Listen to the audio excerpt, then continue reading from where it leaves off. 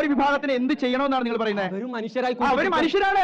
കൂട്ടിപ്പിടിക്കാൻ എനിക്ക് കിട്ടുന്ന ഭരണഘടനാ അവകാശം പോലെ തന്നെ അവന് കിട്ടുന്ന കൊടുക്കണം. ഇവിടെ നിങ്ങൾക്ക് ഒറ്റപ്പെടേണ്ടി വരുന്നുണ്ടോ? നിങ്ങളുടെ അടുത്ത് മാഷന്മാർ മാറി നിൽക്കാൻ പറയുന്നുണ്ടോ? നിങ്ങൾ അടുപ്പിക്കാതിരിക്കുന്നുണ്ടോ? നിങ്ങളുടെ അടുത്ത് വിവേചനം കാണിക്കുന്നുണ്ടോ? ഈ പറയുന്ന എല്ലാ വിവേചനവും നേരിടുന്ന ഒരു മനുഷ്യനാണ് ഇത്രയധികം ആളുകളുടെ നടുക്കിങ്ങനെ ഒറ്റപ്പെട്ട് നിൽക്കുന്നത്. അദ്ദേഹത്തിന്റെ മാനസികാവസ്ഥ ഇവിടെ ചർച്ച ചെയ്യപ്പെടണം, അഡ്രസ് ചെയ്യപ്പെടണം. അദ്ദേഹത്തിന് നീതി ബുദ്ധിമുട്ടുണ്ടെങ്കിൽ ചർച്ച ചെയ്യപ്പെടേണ്ട. എല്ലാവരെയും ഒരു കൊടക്കിയിലേക്ക് കൊണ്ടുവരാൻ അനുവദിക്കില്ല എന്നുള്ളതാണ് നമ്മൾ പറഞ്ഞത്. അതായത് അതിൽ പ്രശ്നവൽക്കരിക്കേണ്ട വിഭാഗത്തെ പ്രശ്നവൽക്കരിക്കുക തന്നെ വേണം. ജെൻഡറിന്റെ പേരിൽ ഒരുപാട് അവഗണനകൾ നേരിട്ടു എന്നാണ് സഹോദരൻ പറഞ്ഞത്. സഹോദരൻ ഒരു സഹോദരി വാട്ടവർ. ലോകാരോഗ്യ സംഘടന ഇത് മാനസിക രോഗമല്ല എന്ന് പറഞ്ഞിട്ടുണ്ട് വർഷങ്ങൾക്ക് മുമ്പ്. അത് ആദ്യം പഠിച്ചിട്ട് വരിക സഹോദരി, എന്നിട്ട് ഇതിനെ കുറിച്ച് സംസാരിക്കാം. മാനസിക രോഗമല്ലെന്ന് പറഞ്ഞു. ഇതൊരു സത്വമായിട്ട് ഏതെങ്കിലും ഒരു സയന്റിസ്റ്റ് അംഗീകരിച്ചിട്ടുണ്ടോ? സഹോദരി ഓ സഹോദരൻ ആ പറഞ്ഞതിൽ തന്നെ ഉണ്ട് ഡിസ്ക്രിമിനേഷൻ. ഞാൻ ഒരിക്കലും ഞാനൊരു ട്രാൻസ്ജെൻഡർ ആണെന്ന് ഞാൻ പറഞ്ഞിട്ടില്ല. സഹോദരി എന്ന് വിളിക്കാൻ വേണ്ടി മാത്രം ഞാനൊരു ക്യൂർ പേഴ്സൺ ആണെന്നേ പറഞ്ഞിട്ടുള്ളൂ. ഞാൻ പറഞ്ഞു വന്നത് എന്താണെന്ന് വെച്ച് കഴിഞ്ഞാൽ തെക്കൻ കേരളത്തിലേക്കുള്ള ഒരു തീർത്ഥാടന യാത്ര, കലാലയങ്ങളിൽ കൂടെയും അവിടെയുള്ള കലാലയ ജീവിതത്തിൽ കൂടെയും ഉള്ള ഒരു എല്ലാം മറന്നിട്ടുള്ള ഒരു 2-3 ദിവസങ്ങൾ, അത് നിങ്ങളെ വേറെ റേഞ്ചിലേക്ക് കൊണ്ടുവന്ന് എത്തിക്കും. ഉള്ളത് പറഞ്ഞാണ്. ഇവിടെയൊക്കെ വന്ന് ക്യാമ്പ് ചെയ്തു. അയ്യോ, ആൺപെൺ വേർതിരിവുകൾ പ്രശ്നമാവുമോ? ഇവിടെ അത്ര വേർതിരിവുകളില്ല. എന്നാലും നിങ്ങൾ വരുമ്പോഴത്തേനും നമ്മൾ അഡ്ജസ്റ്റ് ചെയ്യാനായിട്ടുള്ള കാര്യങ്ങൾ പറയാം. എന്നാലും ഒന്നും എല്ലാ സൗകര്യങ്ങളും നമ്മൾ ചെയ്തു തരാം. നമസ്കാരം. ഈ ഒരു വീഡിയോ കാണാൻ എത്തിയിരിക്കുന്ന കോളേജ് വിദ്യാർത്ഥികൾ, സുഹൃത്തുക്കളെ, അനിയന്മാരെ, അനിയത്തിമാരെ, എനിക്ക് നിങ്ങളോട് ഒരു കുഞ്ഞു കാര്യം പറയാനുണ്ട്. ഓൾ ഇന്ത്യ റാങ്കിങ്ങിൽ നിങ്ങളുടെ കോളേജ് ഏത് റാങ്കിലാണ് നിൽക്കുന്നത് എന്ന് എപ്പോഴെങ്കിലും നോക്കിയിട്ടുണ്ടോ? കോളേജ് മാനേജ്മെൻറ്റ് ഇടയ്ക്കൊക്കെ അത് പറയുന്നുണ്ടാവും. നിങ്ങളത് ശ്രദ്ധിച്ചിട്ടുണ്ടോ? അങ്ങനെ ശ്രദ്ധിച്ചിട്ടില്ല എന്നുണ്ടെങ്കിൽ ഒന്ന് നോക്കുക. അങ്ങനെ നോക്കിയിട്ട് ആദ്യത്തെ 65 വരെയുള്ള ഒരു നമ്പർ എടുക്കുക. ആദ്യത്തെ 65 വരെയുള്ള നമ്പർ എടുത്തിട്ട് അതിനകത്തുള്ള കേരളത്തിലെ കോളേജുകൾ ഏതൊക്കെയാണെന്ന് ഒന്ന് നോക്കുക. നിങ്ങൾ ആ ഒരു 65-ലില്ല, നിങ്ങൾ 100-ന് മുകളിലൊക്കെയാണ് നിൽക്കുന്നത് എന്നുണ്ടെങ്കിൽ, അല്ല നിങ്ങൾ 70-ന് മുകളിലൊക്കെയാണ് നിൽക്കുന്നത് എന്നുണ്ടെങ്കിൽ, ഈ 65-ൽ ഉൾപ്പെട്ടിട്ടുള്ള കേരളത്തിലെ കോളേജുകളിലേക്ക് നിങ്ങളുടെ സഹപാഠികളുമായിട്ട് ഒരു ട്രിപ്പ് നടത്തി നോക്കുക. അപ്പോൾ അവിടുത്തെ കലാലയ സാഹചര്യം എങ്ങനെയാണ് പിള്ളേർ പഠിക്കുന്നത്, എന്താണ് അവിടെയുള്ള വേഷവിധാനങ്ങളടക്കം നിങ്ങൾ നോക്കിക്കൊള്ളുക. എക്സ്ട്രാ കരിക്കുലർ ആക്ടിവിറ്റീസ് എന്തൊക്കെയാണ്, ഇങ്ങനെയുള്ള കാര്യങ്ങളൊക്കെ പഠിച്ചിട്ട് ഒന്ന് തിരിച്ചു വരിക. ഒത്തിരിയധികം മാറ്റങ്ങൾ കുട്ടികൾക്കുണ്ടാവാൻ സാധ്യതയുണ്ട്. ഈ കഴിഞ്ഞ ദിവസം ഈ മലപ്പുറത്തുള്ള ഒരു കോളേജിലെ ഒരു വാർത്താധിഷ്ഠിത പ്രോഗ്രാം കാണാനായിട്ടിടയായി. അപ്പോൾ ആ ഒരു കുട്ടികളോട് എനിക്ക് പറയാനായിട്ടുള്ളത്, ഈ ഒരു ടൂറ് നിങ്ങൾക്ക് ബെസ്റ്റ് ആയിരിക്കും. ഞാൻ ഈ ഓൾ ഇന്ത്യ റാങ്കിങ്ങിൽ 59-ൽ കിടക്കുന്ന സേക്രഡ് ഹാർട്ട് കോളേജിൽ നിന്ന് PG പഠിച്ചിറങ്ങിയ ഒരു വിദ്യാർത്ഥിയാണ്. ഞാൻ ആ ഒരു കോളേജിലേക്ക് പോകുന്നതിന് മുൻപ് +2 ഒക്കെ കഴിഞ്ഞിട്ടുള്ള ഒരു സമയത്തുണ്ടായിരുന്ന ചിന്താഗതിയായിട്ടാണ് ഞാനിപ്പോൾ കണ്ട മലപ്പുറത്തെ ആ ഒരു കോളേജിൽ ഒരു വലിയ കൂട്ടം കുട്ടികൾ നിൽക്കുന്നത്. ഈ SH കോളേജിലേക്ക് എന്ന സമയത്ത് എനിക്കൊട്ടും അക്സെപ്റ്റ് ചെയ്യാൻ പറ്റാത്ത ഒത്തിരി പുതുമയുള്ള കുറേയധികം ചർച്ചകൾ അവിടെ കാണാനായിട്ട് സാധിച്ചു. അതിൽ പ്രധാനപ്പെട്ടതാണ് ഈ LGBTQ എന്ന് പറയുന്ന ആ ഒരു ഏരിയയിലുള്ള ചർച്ചകൾ. ഒത്തിരിയധികം ആക്ടിവിസ്റ്റുകൾ വരുന്നു, ചർച്ചകൾ നടത്തുന്നു. ആദ്യഘട്ടങ്ങളിലൊന്നും ഒന്നും മനസ്സിലാവുന്നില്ല. പിന്നീട് അതിനെക്കുറിച്ചിട്ടൊക്കെ പഠിക്കാനായിട്ടുള്ള ഒരു ബോധം അവിടെ നിന്ന് ഉണ്ടായി. ഈ ഒരു കോളേജിൽ അത്രയധികം റിസർച്ച് ഡിപ്പാർട്ട്മെൻറ്റുകളുള്ള കോളേജാണ്, അത്രയധികം മികച്ച കുട്ടികൾ പഠിക്കുന്ന കോളേജാണ്, കേരളത്തിലെ പ്രമുഖരടക്കം പഠിച്ചിട്ടുള്ള കോളേജാണ്. ഇതെല്ലാം കഴിഞ്ഞ് ഞാൻ അവിടെ നിന്ന് ഈ പറയുന്ന കാര്യങ്ങളൊക്കെ പഠിച്ച് പുറത്തേക്ക് ഇറങ്ങിയ സമയത്ത് എനിക്ക് മനസ്സിലായി എന്തൊക്കെയോ ഞാൻ പഠിച്ചു. ഈ പുസ്തകങ്ങളോ മാർക്കുകളോ ഒന്നുമല്ല, എന്തൊക്കെയോ പഠിച്ചു എന്നുള്ളൊരു തോന്നൽ ആ ഒരു കോളേജിൽ നിന്ന് പുറത്തേക്ക് ഇറങ്ങിയ സമയത്ത് എനിക്ക് തോന്നി. കോളേജിൽ നിൽക്കുന്ന സമയത്ത് നമുക്ക് അതിനെക്കുറിച്ചിട്ട് മനസ്സിലാക്കാനുള്ള ബോധമില്ലല്ലോ. അതിനുശേഷം ഞാൻ വർക്ക് ചെയ്തത് ഈ റാങ്കിങ്ങിൽ 63-ൽ നിൽക്കുന്ന സെൻറ് തോമസ് കോളേജിലാണ്. ആ ഒരു കോളേജിൽ ചെന്നപ്പോൾ ഡിഫറൻ്റ് ആയിട്ടുള്ള ഒരു ആംബിയൻസ് ആണെന്നുണ്ടെങ്കിലും പിള്ളേരുടെ ക്വാളിറ്റിയൊക്കെ ഒരേ ലെവലാണ്.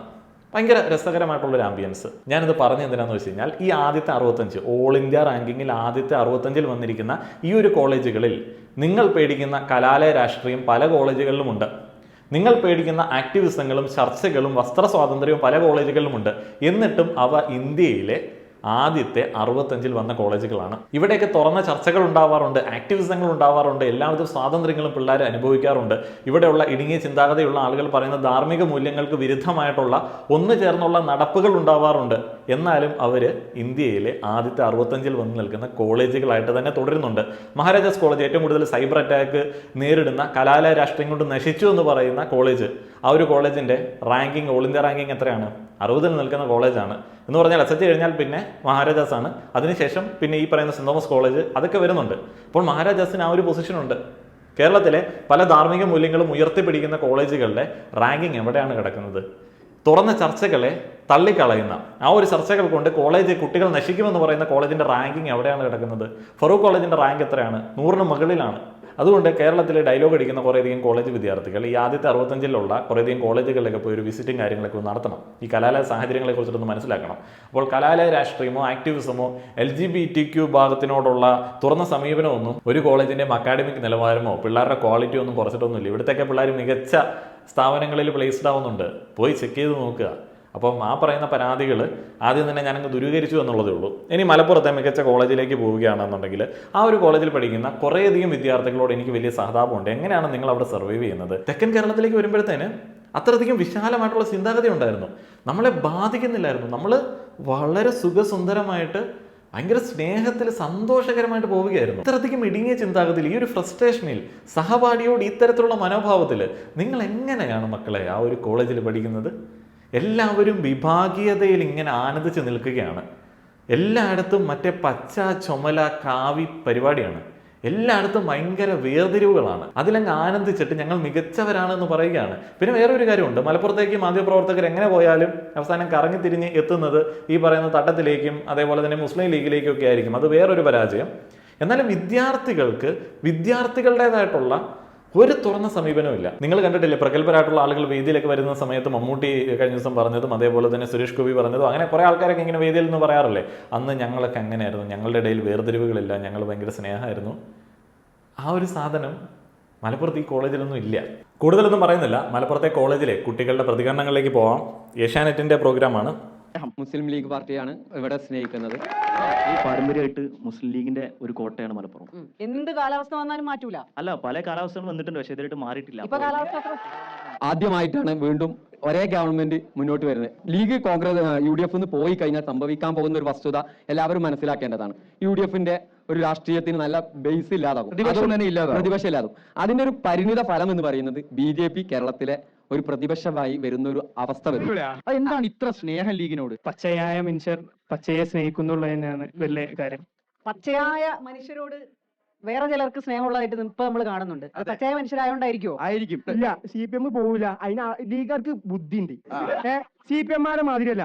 പിണറായി ഇന്നിപ്പോ ഉച്ച 4 മണിയാന്ന് പറഞ്ഞ CPM 4 മണി സിന്ദാബാദ് മാരകമായിട്ട് എഡിറ്റ് ചെയ്ത് നശിപ്പിച്ച് പണ്ടാരടക്കി വെച്ചിരിക്കുന്ന ഒരു വൃത്തി കേട്ട പ്രോഗ്രാമാണ് ഏഷ്യാനെറ്റിന്റെ ഈ ഒരു പ്രോഗ്രാം. പിള്ളേർ പറയുന്നത് അത്രയധികം വാലിഡ് അല്ലാത്ത കാര്യങ്ങളായതുകൊണ്ടാണോ, അല്ല എന്നുണ്ടെങ്കിൽ ഇത് ഇങ്ങനെയാണോ ഇതിന്റെ പ്രസന്റേഷൻ എന്നുള്ളതിനെ കുറിച്ചിട്ട് എനിക്കറിയില്ല. ഇത് ഞാൻ അതിനകത്തൊന്നും പ്രധാനപ്പെട്ട ഭാഗങ്ങൾ എടുത്തിട്ടുള്ളൂ. കുട്ടികളുടെ രാഷ്ട്രീയ നിലപാടുകളെ കുറിച്ചൊക്കെ മനസ്സിലാക്കാൻ വേണ്ടിയാണ് ഈ ഒരു ചർച്ച കണ്ടത്. ഇപ്പൊ ഞാൻ പഠിച്ച് വളർന്ന സാഹചര്യമൊക്കെ വെച്ച് നോക്കുമ്പോഴത്തേന് ഭയങ്കര ഡിഫറെൻ്റ് ആണ്. എന്നാലും കുട്ടികൾക്ക് കുറേയധികം കാര്യങ്ങളെ കുറിച്ചിട്ട് വ്യക്തമായിട്ടുള്ള ധാരണയൊക്കെ ഉണ്ട്. പച്ച മനുഷ്യൻ, പച്ചയോടുള്ള സ്നേഹം, അതൊക്കെ മലപ്പുറത്ത് സ്വാഭാവികമായിട്ടുള്ള ഒരു വികാരമാണ്. അതൊക്കെ കലാലയത്തിലേക്ക് വരുമ്പോഴും അതിൻ്റെ കാര്യമായിട്ടുള്ള പ്രത്യേകിച്ച് സംഭവമൊന്നും നമുക്ക് പറയാനായിട്ടോ കേൾക്കാനായിട്ടോ ഇല്ല. ഞാൻ അതിനെക്കുറിച്ചിട്ട് കൂടുതലായിട്ട് പറയുന്നില്ല. അതൊക്കെ വൈകാരികമായിട്ടുള്ള സംഗതികളാണ്.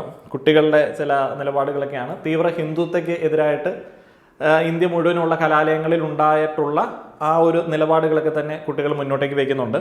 ഇതിൽ പ്രശ്നമുള്ള സംഭവം ഇതല്ല. പ്രശ്നമുള്ള സംഭവത്തിലേക്ക് ഞാൻ വരാം. നിലവിലെ MP ആരാ മലപ്പുറത്തിന്റെ? അറിയില്ലേ? ആരാ നിലവിലെ MP? അറിഞ്ഞൂടെ? നമ്മുടെ MP ആരാണ് എന്ന് അറിയത്തില്ലാത്തത് ഒരു അഭിമാനമല്ല. രാഷ്ട്രീയവാദം എന്ന് പറയുന്നത് ഇപ്പോൾ ഭയങ്കര കോമഡിയാണ്. ജനാധിപത്യ സംവിധാനത്തിൽ അഭിമാനത്തോടെ ചില നിലപാടുകൾ പറയുന്ന ആളുകളുണ്ട്. കലാലയ രാഷ്ട്രീയം നിരോധിക്കണം, പിള്ളേർ അക്രമ രാഷ്ട്രീയത്തിലേക്ക് ഇറങ്ങരുത്, വഴി ചുമ്മാ സമരം ചെയ്യാൻ പോകാൻ വേണ്ടി. അപ്പോൾ നിങ്ങളുടെ മേളിലുള്ള കാര്യങ്ങളൊക്കെ ആര് തീരുമാനിക്കും? അത് ആരെങ്കിലുമൊക്കെ തീരുമാനിക്കും. അപ്പോൾ അവരെല്ലാം ഇല്ലാതായി കഴിഞ്ഞാലോ? അത് ഞങ്ങൾക്ക് അറിയത്തില്ല. നിങ്ങൾക്ക് ഒരു മാറ്റം വേണമെന്നുണ്ടെങ്കിൽ, നിങ്ങൾക്ക് വ്യക്തമായിട്ടുള്ള പ്രതിഷേധമുണ്ട് എന്നുണ്ടെങ്കിൽ, ഒരു ജനാധിപത്യ സംവിധാനത്തിൽ നിങ്ങൾക്ക് ആർക്ക് വേണമെങ്കിലും അതിലേക്ക് ഇറങ്ങാനായിട്ടുള്ള എല്ലാവിധ സാഹചര്യങ്ങളും ഉണ്ട്. നിങ്ങളുടെ നിലപാട്, നിങ്ങളുടെ ആശയം അത് ശക്തമാണ്, നിങ്ങൾക്ക് പറയാനായിട്ടുള്ള കാര്യങ്ങളോട് ചേർന്ന് നിൽക്കാൻ കുറേയധികം ആളുകളുണ്ട് എന്നുണ്ടെങ്കിൽ നിങ്ങൾക്കിവിടെ അവസരമുണ്ട്. പക്ഷെ രാഷ്ട്രീയത്തിലേക്ക് ഇറങ്ങില്ല. രാഷ്ട്രീയത്തിലേക്ക് ഇറങ്ങുന്നത് എന്തോ നാണക്കേടാണ്. പക്ഷേ രാഷ്ട്രീയത്തിലേക്ക് ഇറങ്ങാതെ എങ്ങനെയാണ് ജനാധിപത്യ സംവിധാനത്തിൽ ഇങ്ങനെ സുഖമായിട്ട് വിമർശനങ്ങളൊക്കെ അറിയിച്ച് മുന്നോട്ടേക്ക് പോകുന്നത്? നമ്മളുടെ ഒരു അഭിപ്രായ സ്വാതന്ത്ര്യത്തിന് പോലും ആരെങ്കിലുമൊക്കെ വിലക്ക് ഏർപ്പെടുത്തി കഴിഞ്ഞാൽ അവിടെയും പ്രതിഷേധിക്കാനായിട്ട് ഈ കുട്ടികൾ തന്നെ വരണ്ടേ? ഇപ്പോൾ നിങ്ങളുടെ തട്ടത്തിനെതിരെ ആരെങ്കിലും പറഞ്ഞു കഴിഞ്ഞാൽ, മലപ്പുറത്തെ ഒരു കോളേജിൻ്റെ പച്ചയോടുള്ള സ്നേഹത്തിനെതിരെ ആരെങ്കിലും പറഞ്ഞു കഴിഞ്ഞാൽ അവിടെയും പ്രതിഷേധിക്കാനായിട്ട് ഒരു കൂട്ടം ആളുകൾ വേണ്ടേ? വഴിയിലിറങ്ങാൻ ആളുകൾ വേണ്ടേ? നിങ്ങളൊന്ന് ആലോചിച്ച് നോക്കാം. പച്ചയോടുള്ള ഇഷ്ടമുള്ള ആളുകളും മലപ്പുറത്തുള്ള ആളുകളും ധാർമ്മിക മൂല്യങ്ങളെ കുറിച്ചിട്ട് മറ്റുള്ള ആളുകളെ മാറ്റി നിർത്തി വാദിക്കുന്ന ആളുകളൊക്കെ മനസ്സിലാക്കേണ്ട ചില സംഗതികളുണ്ട്. മതസ്വാതന്ത്ര്യം, നിങ്ങളുടെ മതപരമായിട്ടുള്ള കാഴ്ചപ്പാടുകൾ, അതൊക്കെ മുന്നോട്ടേക്ക് കൊണ്ടുപോകണമെന്നുണ്ടെങ്കിലും ഇന്നത്തെ സാഹചര്യത്തിൽ വിദ്യാർത്ഥികൾ വേണം, പ്രതിഷേധിക്കാൻ ആളുകൾ വേണം, രാഷ്ട്രീയം വേണം. ഈ അരാഷ്ട്രീയവാദം എപ്പോഴും പുട്ടിനെ വീര പോലെ പറഞ്ഞിട്ട് കാര്യമില്ല. ഇപ്പോൾ മറ്റേ സംഘികൾ പറയുന്നതിനകത്ത് നമ്മൾ മൈൻഡ് ചെയ്യേണ്ട. കാരണം അവർ ഈ സ്വാതന്ത്ര്യത്തിന് മുൻപുള്ള ഇന്ത്യയിലെ അവസ്ഥ ആ ഒരു സുന്ദര കാലഘട്ടത്തെക്കുറിച്ചിട്ടായിരിക്കും അവർ ചിന്തിക്കുന്നത്. അവർക്ക് രാജഭരണം മതി, അവരൊക്കെ ഇങ്ങനെ താഴെ ഇങ്ങനെ നിൽക്കാനായിട്ട് ആഗ്രഹിക്കുന്ന ആളുകളാണ്. പക്ഷേ ബാക്കിയുള്ള ആളുകൾ, ഇപ്പോൾ പച്ചയെ സ്നേഹിക്കുന്ന ആളുകളോ ചുവപ്പിനെ സ്നേഹിക്കുന്ന ആളുകളോ അല്ലെങ്കിൽ ബാക്കിയുള്ള ആളുകൾ വേറെ ഏത് കളറിനെ സ്നേഹിക്കുന്ന രാഷ്ട്രീയ പ്രസ്ഥാനത്തിൽ വിശ്വസിക്കുന്ന ആളുകളാണെന്നുണ്ടെങ്കിലും നിങ്ങൾ അരാഷ്ട്രീയവാദം പറയാതിരിക്കുന്നതാണ് നല്ലത്. നമ്മൾ മറ്റേ രാജഭരണത്തിൽ ആഗ്രഹിക്കുന്ന ആളുകളല്ലല്ലോ. അല്ല, നിങ്ങൾ വ്യത്യസ്തനായിട്ടുള്ള ഒരു അരാഷ്ട്രവാദിയാണ്, നിങ്ങളുടെ കുട്ടികൾ അല്ലെങ്കിൽ നിങ്ങളുടെ യുവതലമുറയൊന്നും രാഷ്ട്രീയത്തിലേക്ക് ഇറങ്ങുന്ന ഇഷ്ടമില്ല, പക്ഷേ BJP അധികാരത്തിലേക്ക് വരരുത് എന്നുള്ള ചിന്തയുള്ളൊരു വ്യക്തിയാണെന്നുണ്ടെങ്കിലും നിങ്ങൾ ഈ പറയുന്ന ഡയലോഗുകൾ അടിക്കരുത്. ആരെങ്കിലുമൊക്കെ വേണം, ആരെങ്കിലുമൊക്കെ ഇറങ്ങണം. നിങ്ങൾ ഇറങ്ങുന്നില്ലല്ലോ, നമ്മൾ ഇറങ്ങുന്നുമില്ല, നമുക്ക് ഇറങ്ങാൻ സാഹചര്യമുണ്ട്, നമ്മൾ ഇറങ്ങുന്നില്ല. എന്നിട്ട് ഇറങ്ങുന്ന ആളുകളെ കുറ്റം പറഞ്ഞ് പിന്തിരിപ്പിക്കുക. അത് കുറ്റം പറഞ്ഞ് പിന്തിരിപ്പിക്കുന്നത് എങ്ങനെയാണ്? നമ്മൾ ഇരിക്കുന്ന കൊമ്പ് മുറിക്കുന്നത് പോലെയാണ് അരാഷ്ട്രീയവാദം പ്രോത്സാഹിപ്പിക്കുന്നത്. ആരെങ്കിലുമൊക്കെ പോകണ്ടേ? തല്ല് കൊള്ളാനോ ഇടി കൊള്ളാനോ പ്രതിപക്ഷമായിട്ടോ ആരെങ്കിലുമൊക്കെ പോകുന്നത് കൊണ്ടും അധികാരമോഹത്തിനാണെങ്കിൽ പോലും ആരെങ്കിലുമൊക്കെ പോകുന്നുണ്ടല്ലോ. അത് പോവാത്ത കുറേയധികം പ്രായം ചെന്ന മനുഷ്യർ ഭരിക്കുന്ന ഒരു നാട്ടിലേക്ക് വന്ന് അവസാനം ഇല്ലാണ്ടായി പോകുന്ന, പ്രതിഷേധിക്കാനായിട്ടോ പ്രതികരിക്കാനോ ആരും ഇല്ലാണ്ടായി പോകുന്ന ഒരവസ്ഥയെക്കുറിച്ചിട്ട് ആലോചിച്ച് നോക്കുക. അന്ന് ഇവിടെ ആനന്ദിക്കാനായിട്ട് മറ്റേ ടീമുകൾക്കേ പറ്റത്തുള്ളൂ, മറ്റേ പള്ളിപ്പറമ്പിൽ പ്രതിഷ്ഠിച്ചിട്ടുള്ള ടീമുകൾക്ക് മാത്രമേ പറ്റത്തുള്ളൂ. അതല്ലല്ലോ നമ്മൾ ആഗ്രഹിക്കുന്നത്. അതുകൊണ്ട് ഈ അരാഷ്ട്രീയവാദം പറയാതിരിക്കുക. അതേപോലെ വേറൊരു സംഗതിയുണ്ട്. ഇപ്പോൾ നിങ്ങൾക്കൊരു രാഷ്ട്രീയ നിലപാടുണ്ട്, നിങ്ങൾ പച്ച ഇഷ്ടപ്പെടുന്ന ഒരു വ്യക്തിയോ അല്ലെങ്കിൽ കാവി ഇഷ്ടപ്പെടുന്ന വ്യക്തിയോ എന്തോ ആയിക്കോട്ടെ, നിങ്ങളുടെ രാഷ്ട്രീയ നിലപാട് എന്ന് പറയുന്നത് ഞാനൊരു പിണറായി വിരുദ്ധനാണ് എന്നുള്ളതാണ് എന്നുണ്ടെങ്കിൽ അതൊരു രാഷ്ട്രീയ നിലപാടല്ല. അല്ലെങ്കിൽ ഞാനൊരു മോഡി വിരുദ്ധനാണ് എന്നുണ്ടെങ്കിൽ അതൊരു വ്യക്തമായിട്ടുള്ള രാഷ്ട്രീയ നിലപാടല്ല. നിങ്ങൾ ഇവിടെയുള്ള നിലവിലത്തെ ഭരണപക്ഷത്തിനെതിരായിട്ടുള്ള, മുഴുവനായിട്ടും എതിരായിട്ടുള്ള, വ്യക്തമായിട്ടുള്ള കാരണങ്ങൾ കൊണ്ട് എതിരായിട്ടുള്ള ഒരാളാണ് എന്നുണ്ടെങ്കിൽ അതിനകത്ത് ഒരു നിലപാടുണ്ട്. പിണറായി വിരുദ്ധൻ എന്ന് പറയുന്നത് ഒരു രാഷ്ട്രീയ നിലപാടല്ല. രാവിലെ തൊട്ട് വൈകിട്ട് വരെ നിങ്ങൾ മോഡി വിരുദ്ധനാണ് എന്ന് പറഞ്ഞിട്ട് കാര്യമില്ല. നമ്മൾ ഹിന്ദുത്വ അജണ്ടകൾക്കെതിരായിട്ട് വ്യക്തമായിട്ടുള്ള നിലപാടുകളുണ്ട് എന്നുണ്ടെങ്കിൽ അത് നമ്മുടെ ഒരു രാഷ്ട്രീയ നിലപാടാണെന്ന് പറയാനായിട്ട് പറ്റും. ഇസ്ലാമിക തീവ്രവാദത്തെ നിങ്ങൾ കാര്യമായിട്ട് എതിർക്കുന്നു, അതിനുവേണ്ടി നിങ്ങൾ BJP സപ്പോർട്ട് ചെയ്യാൻ പോയി കഴിഞ്ഞാൽ അതൊരു രാഷ്ട്രീയ നിലപാടാണെന്ന് പറയാൻ പറ്റത്തില്ല, അതൊരു പക്ഷമാണെന്ന് പറയാൻ പറ്റില്ല. ഇതൊരു കുഞ്ഞു മൈന്യൂട്ടായിട്ടുള്ള സംഗതിയാണ്. ഇങ്ങനെയുള്ള കുറേയധികം കാര്യങ്ങളിൽ നമുക്ക് വ്യക്തമാവും രാഷ്ട്രീയ നിലപാട്. കർണാടകയിൽ നിന്ന് കോൺഗ്രസ് സഖ്യം കേന്ദ്രത്തിലേക്ക് അവർക്ക് കിട്ടാനുള്ള ഫണ്ടിന് വേണ്ടി സമരം ചെയ്യാനായിട്ട് പോയി. കോൺഗ്രസ് ആണ് കേന്ദ്രത്തിനെതിരെ ആ ഒരു നിലപാടെടുത്തത്. അതേ പന്തലിൽ കേരളത്തിൽ നിന്ന് പിണറായി വിജയൻ അടങ്ങുന്ന ഒരു കൂട്ടം ആളുകൾ സമരം ചെയ്യാൻ വേണ്ടി പോയി. കേരളത്തിലെ കോൺഗ്രസ് അതിനെ സപ്പോർട്ട് ചെയ്യുന്നില്ല. ഇപ്പോൾ കേരളത്തിലെ കോൺഗ്രസ് അതിനെ സപ്പോർട്ട് ചെയ്യാത്തതിന് അവർ നിരത്തുന്ന കാരണങ്ങൾ എന്താണ്? ഞങ്ങൾ വെറും പ്രതിപക്ഷമാണ്, ഞങ്ങൾക്ക് ഭരണവിരുദ്ധ വികാരമുണ്ട്. ഇതൊരു രാഷ്ട്രീയ നിലപാടാണോ? അല്ല. ഇപ്പം കർണാടകയിൽ നിന്ന് പോയത് കോൺഗ്രസ് അല്ല CPM ആണ് എന്നുണ്ടെങ്കിൽ ഇവിടെയുള്ള കോൺഗ്രസ് പറയുന്നതിനകത്ത് ന്യായം ഉണ്ടെന്ന് വിചാരിക്കാം. കർണാടകയിൽ നിന്ന് കോൺഗ്രസ് നേതൃത്വവും കേന്ദ്രത്തിനെതിരെ പറയുന്ന സമയത്ത് ഇവിടെയുള്ള കോൺഗ്രസ്സുകാർ ഞങ്ങൾ പോകുന്നില്ല, പിണറായി ഉള്ളതുകൊണ്ട് പോകുന്നില്ല എന്ന് പറയുന്നത് ഒരു രാഷ്ട്രീയ നിലപാടല്ല, നാണം കെട്ട പരിപാടിയാണ്. അതേപോലെ കഴിഞ്ഞ ദിവസം കണ്ട ഒരു ട്രോളാണ്, കേന്ദ്ര ബജറ്റിൽ കേരളത്തിൽ ഒന്നുമില്ല എന്നറിഞ്ഞ് തുള്ളിച്ചാടുന്ന സംഘി. അതൊരു രാഷ്ട്രീയ നിലപാടല്ല. ഇങ്ങനെയുള്ള കുറേയധികം കോമഡി ഉണ്ട്. ഇനി ബാക്കി കാര്യത്തിലേക്ക് പോകാം. ഈ കോളേജിൽ കൂടെ ഒക്കെ നടന്നപ്പോഴേ പലരും വ്യക്തി സ്വാതന്ത്ര്യത്തെ കുറിച്ച് കുറച്ചൊക്കെ കൺസേൺഡ് ആണ്. വ്യക്തി സ്വാതന്ത്ര്യത്തിന് ഏതെങ്കിലും തരത്തിലൊരു ഈ 2024 ഒരു പ്രശ്നം ഉണ്ടാവുന്നുണ്ടോ? നമ്മൾ ഭക്ഷണം കഴിക്കുന്നതിനാണെങ്കിലോ തട്ടം ഇടുന്നതിനാണെങ്കിലോ ഇഷ്ടപ്പെട്ട ഡ്രസ്സ് ആണെങ്കിലോ എന്താണെങ്കിൽ തന്നെ മലപ്പുറത്ത് ഇത്തരത്തിലുള്ള യാതൊരു തരത്തിലുള്ള പ്രശ്നങ്ങളും വെല്ലുവിളികളും ഞങ്ങൾ നേരിടുന്നില്ല എന്ന് തന്നെ പറയാൻ പറ്റും. ഈ തട്ടത്തെ കുറിച്ച് പറഞ്ഞപ്പോഴാണ് ഈ അടുത്തിടെ ഒരു CPM നേതാവ് പിന്നീട് തിരുത്തി, പക്ഷെ അദ്ദേഹം പറഞ്ഞത് ഈ ഇടതുപക്ഷ ഭരണം വന്നതിന് ശേഷമാണ് മലപ്പുറത്തെ പെൺകുട്ടികൾക്ക് തട്ടം മാറ്റാനുള്ള ഒരു ധൈര്യം വന്നതെന്ന്. അങ്ങനെ ആരെങ്കിലും ധൈര്യം തരണോ? തട്ട ഇടുക മാറ്റുക എന്നുള്ളതൊക്കെ ഒരു ഇൻഡിവിജ്വൽ പെർസ്പെക്ടീവിൽ നോക്കേണ്ട ഒരു കാര്യമാണ്. തട്ടമിടാത്ത കുട്ടികളെല്ലാം അഴിഞ്ഞാട്ടക്കാരികളാണ്, അത് കേട്ടിരുന്നോ? തട്ട ഇട്ടോ തട്ട ഇട്ടില്ല എന്നുള്ളത് അയാൾ അഴിഞ്ഞാട്ടക്കാരിയാണ് അല്ലെങ്കിൽ തോന്നിയ പോലെ നടക്കുന്നതാണെന്നുള്ള ഒരു മുദ്ര കുത്താനുള്ള ചാപ്പയല്ല ഒരിക്കലും. അത്തരം സ്റ്റേറ്റ്മെന്റുകൾ നിശിതമായി വിമർശിക്കപ്പെടേണ്ടതാണ്. അതും കൊണ്ട് പറഞ്ഞ പോലെ ഇങ്ങോട്ട് വന്നാൽ ഇവിടെ ചെലവാവില്ല. ആകെ മൊത്തത്തിൽ ഇന്ത്യയുടെ ഒരു അവസ്ഥ എടുത്തു കഴിഞ്ഞാൽ ഈ ഒരു വ്യക്തി സ്വാതന്ത്ര്യത്തിന്റെ അവസ്ഥ ഇപ്പൊ എവിടെ എത്തി നിൽക്കുന്നതാണ് നിങ്ങൾ കരുതുന്നത്? ഇട്ട തട്ടം കഴിക്കാൻ വന്നാൽ അതിനെതിരെ ശക്തമായി പോരാട്ടം ഉണ്ടാവും എന്നുള്ളതാണ്. പണ്ട് ഏതോ ലീഗിൻ്റെ നേതാവ് ഒരു സ്റ്റേജിൽ കയറി നിന്നിട്ട് ഡയലോഗ് അടിക്കുന്ന ഒരു വീഡിയോ കണ്ടാണ്. അപ്പോൾ അതിനകത്ത് അയാൾ ഇങ്ങനെയാണ് പറയുന്നത്, പെണ്ണേ നീ ഓർത്തോ, നീ ഇപ്പോൾ കുടുംബശ്രീ മീറ്റിങ്ങിന് പോയി അവിടെ നിന്ന് വർത്താനം പറയുന്നുണ്ട് എന്നുണ്ടെങ്കിൽ നിനക്ക് നേരെ നിൽക്കാനായിട്ടുള്ള, അങ്ങനെയാണ് കണ്ട പറഞ്ഞത്. ആ ഒരു നട്ടെല്ല് സമ്മാനിച്ചതും ലീഗാണ്, ഞങ്ങൾ അത്യാവശ്യം ഫ്രീഡം കൊടുക്കുന്ന ടീമുകളാണ് എന്നൊക്കെയായിരുന്നു ഒരു കാലത്ത് ലീഗിൻ്റെ ഒരു വാദം. ലീഗൊക്കെ കുറച്ചും കൂടെ പ്രോഗ്രസീവായിട്ട് മാറിയിട്ടുണ്ട്. ഇത്തിരി പ്രോഗ്രസീവ് അല്ലാത്ത ഒരു കൂട്ടം ആളുകൾ ഒരു സൈഡിൽ വളർന്നു വരുന്നതുകൊണ്ട് ലീഗൊക്കെ ഒതുങ്ങിയതായിരിക്കാം. എന്നാലും സമസ്തയുടെ നിലപാടുകളെ കുറിച്ചിട്ടൊക്കെ വ്യക്തമായിട്ടുള്ള അഭിപ്രായം കുട്ടികൾ പറഞ്ഞപ്പോഴത്തേന് എനിക്ക് ഭയങ്കരമായിട്ട് ഇഷ്ടപ്പെട്ടു. ഇപ്പൊ എവിടെ എത്തി നിൽക്കുന്നതാണ് നിങ്ങൾ കരുതുന്നത്? ഇട്ട തട്ടം കഴിക്കാൻ വന്നാൽ അതിനെതിരെ ശക്തമായി പോരാട്ടം ഉണ്ടാവും എന്നുള്ളതാണ്. ഈ CPM-ഉം ഈ BJP-യും ഇവിടെ വളരാൻ കാരണം തരും. ഇപ്പല്ലേ അമ്മക്കൊക്കെ വേറെ വൈബാണ്, ഓരോന്ന് അടുപ്പിച്ചു നമ്മള് അടുപ്പിക്കാത്ത കാരണം തരും. നമുക്ക് വിദ്യാഭ്യാസം, ഓർക്ക് വിദ്യാഭ്യാസം കുറച്ച് സ്കൂളൊക്കെ ഉണ്ടായാലേ ഈ ചങ്ങൈമാരി ഇവിടെ ആരും മൈൻഡ് വെക്കൂല. ഇവർ ഈ വിദ്യാഭ്യാസത്തെ കുറിച്ചിട്ട് ബാക്കിയുള്ള ആളുകൾക്ക് വിദ്യാഭ്യാസം കൊടുക്കുന്നതിനെ കുറിച്ചിട്ടൊക്കെ ഘോരം ഡയലോഗ് അടിക്കും. പച്ച മനുഷ്യർ, ലീഗിൻ്റെ മനുഷ്യർ, പച്ച കുട്ടികൾ, പച്ച നിറമുള്ള ആളുകൾ ഇവരിങ്ങനെ ഡയലോഗ് അടിക്കുന്ന സമയത്ത് ഇവരുടെ കോളേജിലുള്ള ഒരു കുട്ടിയുടെ അനുഭവം ഞാനൊന്ന് വെച്ച് തരാവേ, ഇവരുടെ വിദ്യാഭ്യാസത്തിന്റെ നിലവാരം മനസ്സിലാക്കാൻ വേണ്ടി. ഒരു ക്യൂർ മനുഷ്യനായിട്ടുള്ള ഒരാൾ, LGBTQI+ കമ്മ്യൂണിറ്റിയിൽ പെടുന്ന ഒരു വിദ്യാർത്ഥി ഒരു കോളേജിൽ വരുമ്പോൾ നേരിടുന്ന ബുദ്ധിമുട്ട്, പ്രശ്നങ്ങൾ, വിവേചനങ്ങൾ, അതൊക്കെ ആ കുട്ടിയുടെ വ്യക്തിത്വത്തെ, സ്വാതന്ത്ര്യത്തെ എത്രത്തോളം ഹനിക്കുന്നുണ്ടെന്നും അതിന് എത്രത്തോളം ചോദ്യം ചെയ്യേണ്ടതെന്നും നമ്മൾ നോക്കേണ്ടതുണ്ട്. തെക്കൻ കേരളത്തിലാണ് കൂടുതലും ക്യൂർ ആയിട്ടുള്ള മനുഷ്യർ പഠിക്കുന്നത്. എന്തുകൊണ്ട് നമ്മുടെ ഈ മലപ്പുറം കോളേജുകളിൽ ഇവർ വരുന്നില്ല എന്നുള്ളൊരു ചോദ്യം നമ്മൾ ഉന്നയിക്കുന്നുണ്ട്. ഈ ഒരു മുസ്ലിം ഭൂരിഭാഗമുള്ള ഒരു ഏരിയകളിൽ ഇവർ നേരിടുന്ന പ്രശ്നങ്ങളാണ്. കാരണം അംഗീകരിക്കുന്നില്ല, കളിയാക്കലുകൾ, കുറ്റപ്പെടുത്തലുകൾ, അവർക്ക് നേരെ ഉണ്ടാവുന്ന പ്രശ്നങ്ങൾ, ഇതിനൊക്കെ എതിരാകുമ്പോഴാണ് കൂടുതലും ആളുകൾ എന്ത് ചെയ്യുന്നത്, തെക്കൻ കേരളം അവിടേക്ക് പോകുന്നത്. ഞാൻ എറണാകുളം മഹാരാജാസ് കോളേജിൽ പഠിച്ചൊരു വിദ്യാർത്ഥിയാണ്. ഞാൻ അവിടെ PG ചെയ്യുന്നു. എനിക്ക് തോന്നുന്നു ആ കോളേജിൽ ഞാൻ പഠിച്ചപ്പോൾ ഞാൻ അനുഭവിച്ച സ്വാതന്ത്ര്യം ഒരു പക്ഷേ ഞാൻ EMA കോളേജിൽ വന്നപ്പോൾ ഞാൻ അനുഭവിക്കുന്നില്ല. എന്തൊക്കെ പ്രശ്നങ്ങളാണ് നേരിട്ടിട്ടുള്ള വിവേചനങ്ങളായിക്കോട്ടെ, കളിയാക്കലുകളായിക്കോട്ടെ, തുറിച്ചുനോട്ടങ്ങളായിക്കോട്ടെ, അധ്യാപകരിൽ നിന്നുള്ള വിവേചനങ്ങളായിക്കോട്ടെ. ഇതിനിടയിൽ ചേർത്ത് പിടിക്കുന്ന ആളുകളും ഉണ്ടോ? ചേർത്ത് പിടിക്കുന്ന ആളുകൾ എനിക്ക് കയ്യിലുണ്ടാവുന്നത് മാത്രം. വളരെ അടുത്ത കാലത്ത് ഒരു സിനിമ വന്നു, സിനിമ കാതലാണ്. ആ സിനിമയിൽ അഭിനയിച്ച ഒരു പെൺകുട്ടി പല ഇന്റർവ്യൂകളിലും പറഞ്ഞു കേട്ടിട്ടുണ്ട്, ഞാൻ എന്റെ ഐഡന്റിറ്റി എന്താന്ന് പറഞ്ഞപ്പോ പല ആളുകൾ എന്നെ സപ്പോർട്ട് ചെയ്ത് പോലും വാവ് എന്ന് പറഞ്ഞു എന്ന്. ഇതിനെ അങ്ങനെ കാണുന്ന ഒരു സമൂഹമാണോ ചുറ്റും? ഉണ്ട്, എനിക്ക് തോന്നുന്നു അങ്ങനെ ഉണ്ട്. മാറ്റങ്ങൾ വന്നുകൊണ്ടിരിക്കുന്നു എന്ന് നമ്മൾ മേനി നടിക്കുന്ന 2024 വലിയ വിവേചനം അധ്യാപകരുടെ ഭാഗത്തു നിന്ന് ഉൾപ്പെടെ നേരിടുന്നു എന്ന് ഒരു വിദ്യാർത്ഥി പറയുക. ഇതിലേക്ക് പോകുന്നതിന് മുൻപ് ഞാനൊരു ഇൻട്രൊഡക്ഷൻ തരാം. ഇവിടെ രണ്ട് തരം കോൺഫ്ലിക്റ്റുകളുണ്ട്. രണ്ട് കൂട്ടരായിട്ടുള്ള ആളുകളുടെ മാനസിക വിചാരങ്ങൾ, രണ്ട് ന്യൂനപക്ഷമാണ്. ഒന്ന് മതന്യൂനപക്ഷം, ഒന്ന് ലൈംഗിക ന്യൂനപക്ഷം. രണ്ടാളുകൾ വിവേചനങ്ങൾ നേരിടുന്നുണ്ട്. മതന്യൂനപക്ഷങ്ങൾക്കെതിരെ ഉണ്ടാകുന്ന അതിക്രമങ്ങളെക്കുറിച്ചിട്ടും ജെൻഡർ മൈനോറിറ്റിക്കെതിരെ ഉണ്ടാകുന്ന അതിക്രമങ്ങളെക്കുറിച്ചിട്ടും നമുക്ക് നേരിട്ടറിയാം. ഈ മതന്യൂനപക്ഷങ്ങളിൽ കൂടുതലായിട്ട് കാണുന്ന ഒരു സംഭവം എന്താണെന്ന് വെച്ച് കഴിഞ്ഞാൽ അവർക്കിടയിൽ കുറേയധികം പ്രശ്നങ്ങളുണ്ട്. എന്ന് പറഞ്ഞാൽ അവർ ചില ആളുകളുടെയൊക്കെ വ്യക്തി സ്വാതന്ത്ര്യത്തിലേക്ക് കടന്നു കയറുന്ന ചില മതപരമായിട്ടുള്ള രീതികളുള്ള ആളുകളാണ്. അപ്പോൾ അവരെ നമ്മൾ വിമർശിക്കുകയാണെന്ന് വെച്ചു, അപ്പോൾ അവർ മറ്റേ സാധനം കൊണ്ട് അവിടെ എടുത്തിടും. ഇസ്ലാമോഫോബിയ, ക്രിസ്ത്യാനോഫോബിയ ഇറങ്ങിയിട്ടില്ല, ഉടനെ ഇറങ്ങും. ഇസ്ലാമോഫോബിയ കൊണ്ട് അങ്ങ് എടുത്തിടും. അയ്യോ ഞാനൊക്കെ എന്ത് കേൾക്കുന്ന ഇസ്ലാമോഫോബിയ.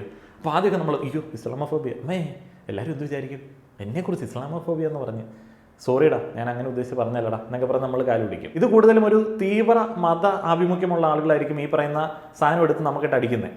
എന്നിട്ട് ഇവൻ ഇങ്ങനെ പോകും. ഇവൻ നമ്മുടെ ആ ഒരു സാധനമൊക്കെ എടുത്ത് വിജയിച്ച് ഇസ്ലാമോഫോബിയ, ഇരവാദ ഭീകരതയൊക്കെ മുഴക്കിയിട്ട് ഇവൻ അങ്ങ് പോണ വഴിക്ക് ഏതെങ്കിലും ലൈംഗിക ന്യൂനപക്ഷത്തിലുള്ള ആളെ കാണുന്ന സമയത്ത്, LGBTQ വിഭാഗത്തിലുള്ള ആളെ കാണുന്ന സമയത്ത് അയ്യേ എയ്ഡ്സ് വരുത്തുന്നവൻ, അവനെ മാറ്റി നിർത്തണേ എന്ന് പറഞ്ഞിട്ട് ഈ ഇരവാദ ഭീകരതയുടെ ആനുകൂല്യം പറ്റിയിട്ട് പോയിട്ടുള്ള മൈനോറിറ്റിക്കാരൻ മറ്റേ ലൈംഗിക ന്യൂനപക്ഷത്തെ തെറി വിളിച്ച് ഓടിക്കും, അവനെതിരെ അക്രമം അഴിച്ചുവിടും. ഇവിടെയാണ് ഈ പറയുന്ന കോൺഫ്ലിക്റ്റ് ഉണ്ടാകുന്നത്. ഇത് പക്കയായിട്ട് ഈ ഒരു കോളേജിൽ നമുക്ക് കാണാൻ സാധിക്കും. കറക്റ്റ് സ്പോട്ടാണ് ഏതായാലും പിടിച്ചിരിക്കുന്നത്. എന്താണ് LGBTQ ആദ്യം പഠിക്കണം. സഹതാപ തരംഗത്തിന്റെ പേരിലാണ് പല ആളുകളും ഇതിനെ പിന്തുണക്കുന്നത് എന്നുള്ളതുകൊണ്ടാണ്. കേരളത്തിലെ റാങ്കിങ്ങിൽ ടോപ്പിൽ നിൽക്കുന്ന ഞാൻ കാണാത്ത ഏതൊരു കോളേജിലെ ഒരാൾ പഠിപ്പിക്കുകയാണ്, നമ്മളെ സെക്സ് എഡ്യൂക്കേഷൻ പഠിപ്പിക്കുകയാണ്. എല്ലാവരും പറയുന്നത് എന്താണെന്ന് നോക്കട്ടെ. ജെൻഡർ മൈനോറിറ്റികൾ എന്തെങ്കിലും പറഞ്ഞാൽ സഹതാപ തരംഗം. ഇസ്ലാമോഫോബിയ എടുത്തിരുന്ന സമയത്ത് ഈ പറയുന്ന തരംഗം അല്ല, അത് നമ്മുടെ അവകാശം. ഈ ന്യൂനപക്ഷങ്ങളുണ്ടല്ലോ, ഞാൻ ഈ പറയുന്ന എല്ലാ ന്യൂനപക്ഷങ്ങളെയും കൂടെ അടച്ചാണ് പറയുന്നത്. മനുഷ്യന്മാർക്ക് പല മേഖലകളിൽ നിന്ന് പല ചൂഷണങ്ങൾ അനുഭവിക്കേണ്ടി വരാറുണ്ട്. അവിടെയൊക്കെ എല്ലാവരും ഒന്നിച്ച് വേണം നിൽക്കാൻ. അവിടെ ആ ന്യൂനപക്ഷങ്ങളോട് ഞങ്ങൾക്ക് താല്പര്യമില്ല, ഞങ്ങളുടെ ന്യൂനപക്ഷത്തെ മാത്രം സംരക്ഷിച്ചാൽ മതി. അല്ല എന്നുണ്ടെങ്കിൽ ജെൻഡർ മൈനോറിറ്റിക്കാരെല്ലാം അങ്ങടെ സംഘപരിവാറിലേക്ക് ചേരട്ടെ, കൈ നീട്ടി സ്വീകരിക്കും. കാരണം ഒരു അനുഗ്രഹം കൊടുത്താൽ മതി. LGBTQ കമ്മ്യൂണിറ്റിയിലുള്ള ആളുകൾ ഒരു അനുഗ്രഹം കൊടുത്തു കഴിഞ്ഞാൽ അവരത് അവരുടെ വിശ്വാസത്തിന്റെ ഭാഗമായിട്ട് എടുത്തോളും. അതുകൊണ്ട് ഒരു ന്യൂനപക്ഷ ആനുകൂല്യം പറ്റിക്കിടന്നിട്ട് വേറൊരു ന്യൂനപക്ഷത്തിനെതിരായിട്ട് സംസാരിക്കുന്നതിനകത്ത് വലിയൊരു രാഷ്ട്രീയം പറയരുത്. ബാക്കി ഞാൻ പറയാം. നിങ്ങൾക്ക് സഹതാപത്തിന്റെ ആവശ്യമുണ്ടോ? സഹതാപത്തിന്റെ ഒരു ആവശ്യമില്ല. എന്നെ നിങ്ങൾ അംഗീകരിക്കണം എന്നിട്ടില്ല. നിങ്ങൾ അംഗീകാരം കിട്ടിയിട്ടാണ് എനിക്ക് ജീവിക്കാൻ, അതൊരു കാര്യം. LGBTQ എന്ന് പറയുമ്പോൾ അതിൽ L എന്ന് പറഞ്ഞാൽ ലെസ്ബിയൻ എന്നാണ് അർത്ഥം. ലെസ്ബിയൻ എന്ന് പറഞ്ഞാൽ ഒരു പെണ്ണിന് മറ്റൊരു പെണ്ണിനോട് തോന്നുന്ന ലൈംഗിക ആഗ്രഹത്തെ നമുക്ക് വേണമെങ്കിൽ ലെസ്ബിയൻ എന്ന് പറയാം. ഇത് പ്രകൃതി വിരുദ്ധമല്ലേ? രണ്ടാമത്തെ G എന്ന് പറയുന്നത് ഗേ, ലെസ്ബിയന്റെ നേരെ ഓപ്പോസിറ്റ്. ഇത് പ്രകൃതി വിരുദ്ധമല്ലേ? ഒരു പെണ്ണും കല്യാണം കഴിക്കണം എന്ന് പറഞ്ഞ ആരെങ്കിലും വന്നാൽ അവനോട് പോയി പണി നോക്കാൻ പറയണം. ഒരാണും കല്യാണം കഴിക്കണം എന്ന് പറഞ്ഞു വന്നാൽ അവനോട് പോയി പണി നോക്കാൻ പറയണം. B എന്ന് പറഞ്ഞാൽ ബൈസെക്ഷൽ, പെണ്ണിനോടും ആഗ്രഹം തോന്നുന്നു, ആണിനോടും ആഗ്രഹം തോന്നുന്നു. നടക്കൂല മക്കളെ, നടക്കൂല. ആരാണ് ഈ പറയുന്ന അവന്മാരെല്ലാം അവിടെ പിടിച്ച് കേരളത്തിലെ പല കലാലയങ്ങളിലേക്ക് കൊണ്ടുപോയി ഒരു ടൂർ നടത്ത്. അവിടെയുള്ള പിള്ളേരുടെ കൂടെ 10 ദിവസം പഠിപ്പിക്കുക. ഈ കോളേജിൽ കിടന്ന് 3 വർഷം മെനക്കിടുന്നതിൻ്റെ ഗുണം എന്തെങ്കിലും കിട്ടും. ഈ പ്ലേസ്മെൻറ്റും ലോകത്തിൻ്റെ പല ഭാഗങ്ങളിൽ പോയി വർക്ക് ചെയ്തിട്ടുള്ള പിള്ളേർ പഠിച്ച കോളേജുകളും ഒക്കെ എടുത്തു നോക്കിയിട്ട് അതിൻ്റെ എണ്ണത്തെക്കുറിച്ചൊക്കെ ഒരു പഠനം നടത്തണം. ടി എന്ന് പറഞ്ഞാൽ ട്രാൻസ്ജെൻഡർ 50% അംഗീകരിക്കണം, 50% അംഗീകരിക്കാൻ പറ്റാത്തതുകൊണ്ട് അംഗീകരിക്കാൻ പറ്റുന്ന 50%. 50% എന്ന് പറഞ്ഞാൽ പെണ്ണിന്റെ മനസ്സാണ് ഒരാൾക്ക് എന്ന് വിചാരിക്കുക. അതിന് ആണിന്റെ ശരീരമാണെങ്കിൽ നമ്മൾ അതിനെന്ത് ചെയ്യണം? നമ്മുടെ ശരീരം ഏതാണോ അതിന്റെ പാകത്തിലേക്ക് നമ്മുടെ മനസ്സിനെ പാകപ്പെടുത്തണം എന്നുള്ളത് അതിന്റെ പരിഹാരം. അവരുടെ മനസ്സ്, അവരുടെ ശരീരം, അവരുടെ തീരുമാനം. അങ്ങനെയല്ലേ? വലിയൊരു അപകടം ഞാൻ പറയട്ടെ നിങ്ങളോട്. LGBTQIA++ എന്ന് പറഞ്ഞ് നീണ്ടുപോകുന്ന സാധനങ്ങളല്ല, ഇത് മനുഷ്യരാണ്. എത്രയോ രാജ്യങ്ങളിൽ ഇത് അംഗീകരിക്കപ്പെട്ടു. നമ്മുടെ രാജ്യത്തെ സ്ഥിതി ഒരുപക്ഷെ വ്യത്യസ്തമായിരിക്കാം. അതെന്തുകൊണ്ടായിരിക്കും? സംവിധാനവും ധാർമ്മിക ബോധവും നിലനിന്നു പോകണമെന്ന് ആഗ്രഹിക്കുന്ന ഒരാളും ഇതിനെ സപ്പോർട്ട് ചെയ്യില്ല. അങ്ങനെയാണോ? അത് എല്ലാവരോടും ചോദിക്കണം. ഇവിടെ പറഞ്ഞത് ജനാധിപത്യ വിരുദ്ധമാണ് എന്ന് വെച്ചാൽ ഒരു ബേസിക് ഹ്യൂമൻ റൈറ്റ്സ് ആണ് അവിടെ നഷ്ടപ്പെടുന്നത്. നിങ്ങളുടെ ആരുടെ ജനാധിപത്യ വിരുദ്ധമെന്നൊന്നും ഇവരോട് പറയല്ലോ മക്കളെ. അതൊക്കെ പറഞ്ഞു കഴിഞ്ഞാൽ ഇവർക്ക് വലിയ പ്രശ്നമാവും. കാരണം ഇവരുടെ റൈറ്റ് ആണത്. മറ്റേ ബേസിലാണെങ്കിൽ ടർപ്പായം തട്ടും സ്വന്തമായിട്ട് വാങ്ങിയിട്ടുണ്ട് എന്നുള്ളതാണ് അറിയാൻ കഴിഞ്ഞത്. നാളെ തന്നെ ഈ ഒരു കോളേജിൻ്റെ ഫ്രണ്ടിൽ ഒരു ടർപ്പായ വലിച്ചു കെട്ടി ഈ മണ്ടത്തരങ്ങൾ പറഞ്ഞ് കുട്ടികൾക്ക് കയ്യടികൾ കൊടുക്കുന്ന സംഭവം കാണാനിരിക്കുന്നതേ ഉള്ളൂ.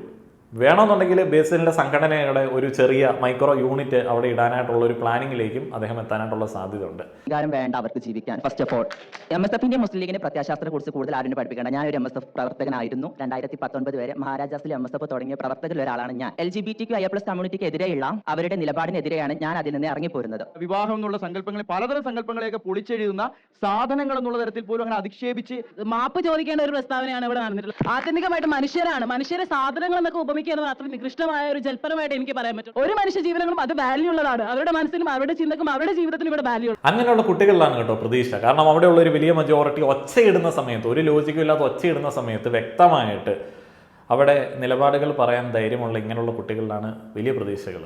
അപ്പം അതുകൊണ്ട് ചില പ്രതീക്ഷകളുണ്ട്. ഇതൊക്കെ വന്നതുകൊണ്ട് ഈ സമൂഹത്തിൽ ഉണ്ടായ മാറ്റം. അമേരിക്കയിൽ ഒരാൾ പറഞ്ഞു, ഞാൻ പെണ്ണാണ്, എനിക്ക് സ്ത്രീകളുടെ ഇതാണ് പ്രശ്നമാണ് വേണ്ടതെന്ന് പറഞ്ഞു. 2 ആളുകൾ അവിടെ ഗർഭിണിയായി. ഇങ്ങനെയുള്ള ദുരുപയോഗങ്ങൾ അവിടെ നടക്കും. ഇത് ഭയങ്കര കോമഡിയാണ് കേട്ടോ. സ്ത്രീകളുടെ പ്രശ്നമാണ് വേണ്ടതെന്ന് പറഞ്ഞു. കേട്ട പാതി കേൾക്കാത്ത പാതി 2 ആളുകൾ അങ്ങോട്ട് ഗർഭിണിയായിപ്പോയി. അപ്പോൾ അതുകൊണ്ടാണ് നമ്മൾ ജെൻഡറിനെ എതിർക്കുന്നത്. ഇവിടെ കുറേ സാധനങ്ങൾ മറന്നുപോയി. ഒന്നാമത്തെ കാര്യം, കേട്ട പാതി കേൾക്കാത്ത പാതിയാണോ ഗർഭിണിയായിപ്പോയി. ഇപ്പം സ്ത്രീകളുടെ പ്രശ്നത്തിൽ ഇപ്പോൾ ഒരു പുരുഷൻ കിടന്നു. ഇപ്പോൾ പുരുഷൻ കിടക്കുന്നതുകൊണ്ട് എന്തെങ്കിലും പ്രശ്നമുണ്ടോ? അപ്പോൾ അവിടെ കുട്ടി ഉണ്ടാകുന്നത് എങ്ങനെയാണ്? ഒരു സെക്ഷൽ ഇൻ്റർകോഴ്സ് അവിടെ നടന്നു. അപ്പോൾ അത് കൺസെഷൻ ആണോ അല്ലെങ്കിൽ റേപ്പ് ആണോ എന്നുള്ളതിനെ കുറിച്ചിട്ട് നമുക്ക് ആദ്യം നോക്കണം. അതേപോലെ തന്നെ കൺസെൻറ്റിനെ കുറിച്ചിട്ട് നമ്മളവിടെ ആലോചിക്കണം. അപ്പം 2 വാദം വരാൻ സാധ്യതയുണ്ട്. ഇങ്ങനെ സെഗ്രിഗേറ്റ് ചെയ്യുന്നത്, മാറ്റി നിർത്തുന്നത് ഗർഭം ധരിക്കൽ എന്ന് പറയുന്ന ആ ഒരു കാര്യത്തിനെതിരായിട്ട് മാത്രമാണോ? സ്ത്രീകളും പുരുഷന്മാരും അടുത്ത് വരാൻ പാടില്ല, അവരുടെ ഏരിയയിലേക്ക് പോകരുത്, അവർ ഗർഭം ധരിക്കാൻ സാധ്യതയുണ്ട്. ഇവിടെ കൺസെൻറ്റ് പോലെയുള്ള സംഗതികളില്ലേ? അയ്യോ, എന്തൊരു വലിയ ആകുലതയാണ്. എനിക്ക് അതിന്റെ ലോജിക്ക് മനസ്സിലാവുന്നില്ല. അതിന്റെ ബ്രോഡായിട്ടുള്ള മീനിങ് ഇവരെന്താണ് ഉദ്ദേശിക്കുന്നത്? ഇല്ലാതാക്കാനുള്ള ഒരു നറേറ്റീവേ അല്ലല്ലോ. ഇങ്ങനെയുള്ള കുറ്റകൃത്യങ്ങൾ അവരുടെ ഭാഗത്ത് മാത്രം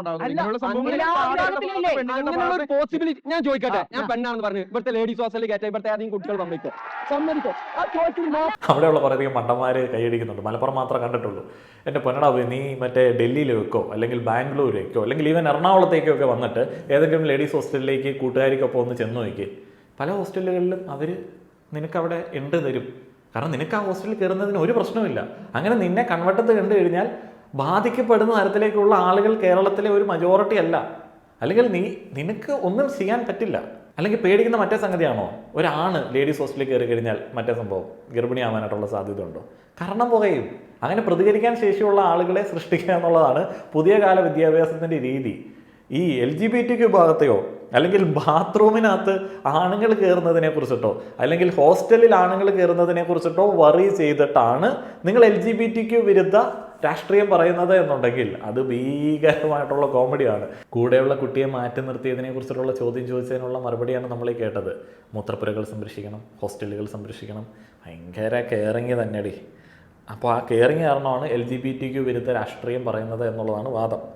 ഇത്രയൊക്കെ ഉള്ളൂ. ഇത്രയൊക്കെ ഐഡിയ ഉള്ളൂ, അല്ലാതെ വേറെ ഇതിനെ കുറിച്ചിട്ട് ഐഡിയ ഇല്ല. സയൻസ് പറയുന്നുണ്ട് കേട്ടോ, സയൻസിലേക്ക് ഞാൻ വരാം. കമ്മ്യൂണിറ്റിയെ മാത്രം കൊണ്ടുവരാനുള്ള ഒരു കാര്യമാണോ? ട്രാൻസ്ജെൻഡേഴ്സ് കമ്മ്യൂണിറ്റിയെ അവകാശങ്ങൾ സംരക്ഷിക്കും, ഭരണഘടന കൊടുക്കുന്ന അവകാശങ്ങൾ ജീവിക്കാനുള്ള അവകാശത്തെ എന്തുകൊണ്ട് റഷ്യയിൽ ഇപ്പോഴത്തെ സുപ്രീം കോടതി LGBT ബാൻ ചെയ്തു? അല്ലാതെ നിങ്ങൾ പറഞ്ഞു അമേരിക്കയിലെ മറ്റു രാജ്യത്ത് നല്ലത് അതുണ്ടെങ്കിൽ അത് പുരോഗമനം എന്ന് പറയുന്നുണ്ട്. പിന്നെ എന്തുകൊണ്ട് ഈ ബാൻ ചെയ്തതിന് നിങ്ങൾ ഏത് രീതിയിലാണ്? ബാൻ ചെയ്തതിന് ഞങ്ങൾ അംഗീകരിച്ചില്ലല്ലോ. ബാൻ ചെയ്തതിന് ഞങ്ങൾ അംഗീകരിച്ചില്ലല്ലോ. എല്ലാവരും അംഗീകരിച്ചുകൊണ്ട് ഒരു നടപടി നടക്കും. നാളെ ഈ ധാർമ്മിക മൂല്യങ്ങൾ ഉയർത്തിപ്പിടിക്കുന്ന ആളുകളുടെ ഏതെങ്കിലും പള്ളി പൊളിക്കുകയാണ്. പള്ളി പൊളിച്ച ആൾക്കാർ വന്നിട്ട് നിങ്ങളോട് പറയുകയാണ്, എല്ലാവരും ഒന്നും തൃപ്തിപ്പെടുത്തിയിട്ട് ഇവിടെ ഒരു കാര്യവും ചെയ്യാനൊന്നും പറ്റത്തില്ല, വേണമെങ്കിൽ അംഗീകരിക്കണം എന്ന് പറഞ്ഞു കഴിഞ്ഞാൽ നിങ്ങൾ അംഗീകരിക്കുമോ? ഇല്ല. അപ്പോൾ എല്ലാവർക്കും ഇവിടെ സ്വാതന്ത്ര്യമുണ്ട്. ഇപ്പോൾ റഷ്യയിൽ നിരോധിച്ചു. റഷ്യ നിരോധിച്ചെങ്കിൽ റഷ്യ നിരോധിക്കും. അതിപ്പം മറ്റേ ഇറാനിലും സൗദി അറേബ്യയിലും അഫ്ഗാനിസ്ഥാനിലും പല തോന്നിയാസങ്ങളും കാണിക്കാറുണ്ടല്ലോ. അപ്പോൾ അവിടെ അത് ചെയ്തെന്ന് പറഞ്ഞിട്ട് നമ്മളത് ഇവിടെ ചെയ്യാറുണ്ടോ? ഇല്ല. അവന്റെ അവകാശങ്ങൾ കൂടെ നിൽക്കണം എന്നുള്ള ആളാണ് ഞാൻ. ജെൻഡർ ന്യൂട്രാലിറ്റി എന്നുള്ള ഒരു കോൺസെപ്റ്റ് വന്നപ്പോൾ ആദ്യം തന്നെ കേരളത്തിന്റെ ഉന്നത വിദ്യാഭ്യാസ വകുപ്പ് മന്ത്രി പറഞ്ഞൊരു വാക്കുണ്ട്, ഹെട്രോജീനിയസ് ആയിട്ടുള്ള ഒരു സമൂഹത്തെ സൃഷ്ടിച്ചെടുക്കുക എന്നുള്ള ഒരു സാധനം. അതിന്റെ കൂടെ തന്നെ പറഞ്ഞത് യൂണിഫോം വിഷയത്തിലാണ് തുടക്കം കുറിച്ചത് ബാലുശ്ശേരി സ്കൂളിൽ.